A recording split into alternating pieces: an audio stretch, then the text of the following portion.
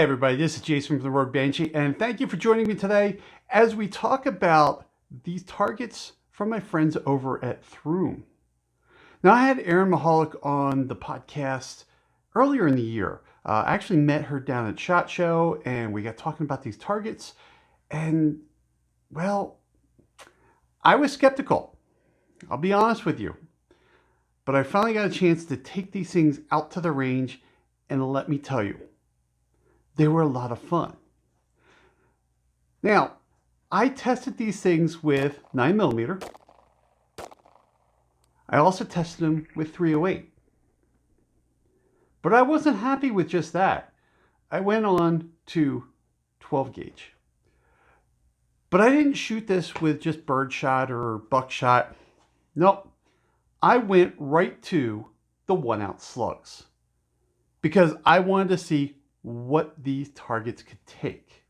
Now on the bench here, I'm going to show you some things, and I'll throw some pictures up for you.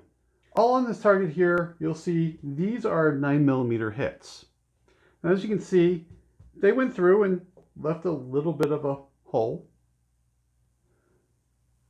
But if we get down into the body of this pepper popper, these are my 308 hits.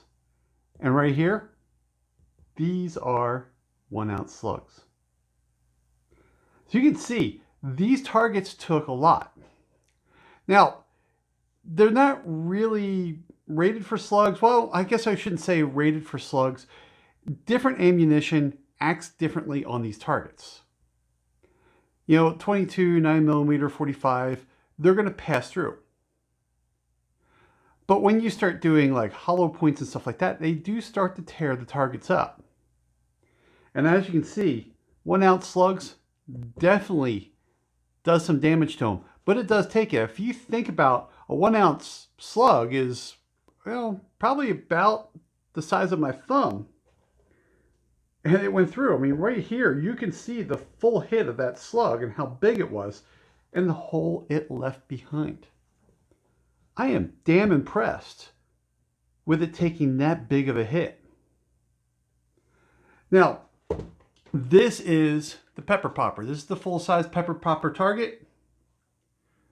And I'll show you the back here. You can see the hits where they pass through. And this is one of the plates. So now the plates, they got beat up pretty bad because I hit the plates hard with the shotgun. And you can see here, here's the holes from the shotgun. You can see I got one right off the edge, which kind of tore the edge out. And again, you're not going to be shooting these things with 1-ounce slugs. Shooting them just with your regular pistol ammo and even with rifle ammo didn't have a problem. And that's kind of the cool thing about these things is when you go to this, the range, they always tell you don't shoot rifle on the steel because the rifle just beats the hell out of the steel. But what if you want to shoot plates? Well, Throom, they took everything that I could throw at them, and these things are still viable as a target. Now, I ran 2 pepper poppers. I had the full-size pepper popper. I had the plate rack.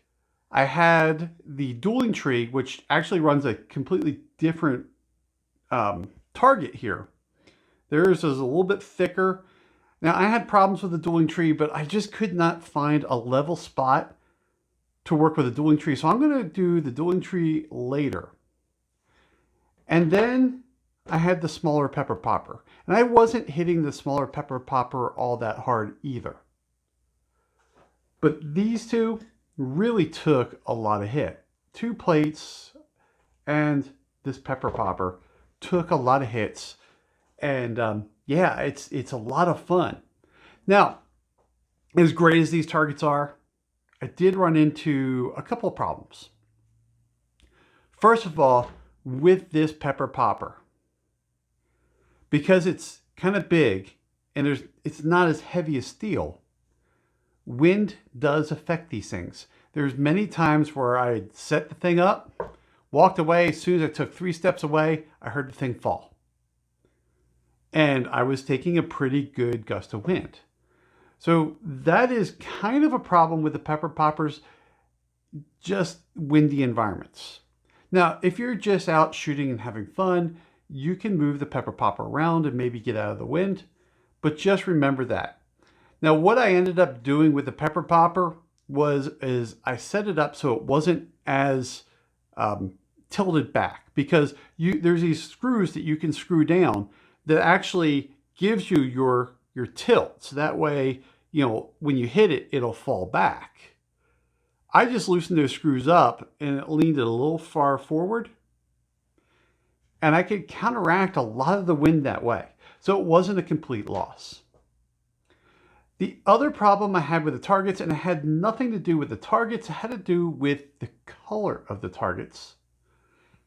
And it was only with my SIG P365XL because, well, the front sight is the same color. And I was losing the front sight in the plates and in the pepper poppers. When I moved over to like my BRG9, which is a red front sight, no problems at all. When I went over to my Glocks have a white sight. I didn't have a problem with them either. And I was missing a lot when I was shooting the SIG, but when I switched over to the other guns, I wasn't having problems. The other thing about the plates is, the one thing about a plate rack is usually you have a string that you pull and it resets all the plates. You don't get that with Throom. You have to go downrange and then pop them all up. I'm sure something could be rigged up. I'm already thinking about that, but that is one thing. And I got sick of kind of going downrange, so what I did is I actually took the top bar off and hung it upside down. And what happens is these are now swingers. So I was just using them as swingers. Now, to put these things together, it's pretty easy, especially the plate rack. You have these things, all right? Your top bar goes in. This is a 2x4, goes right in here, and then your plates are screwed into it. And then your 2x4s for your legs just pop right in here. Now this stuff's made out of the same material as the targets, and even the stands that these sit in, they're also made out of the same material. They're just black. These things are really easy to pack and take with you.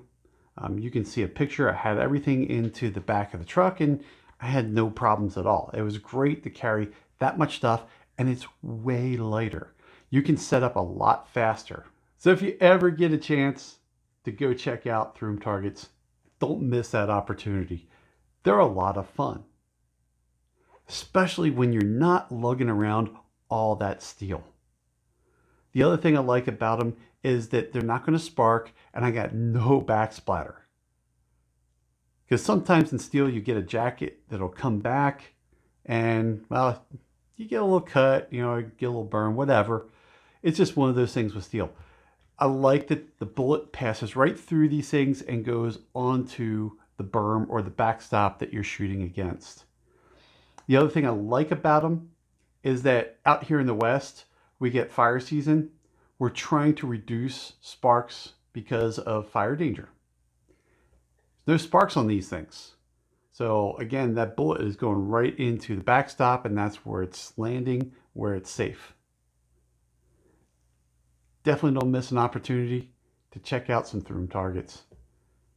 Thanks for watching. Hope you're staying safe out there, and look forward to seeing you again soon.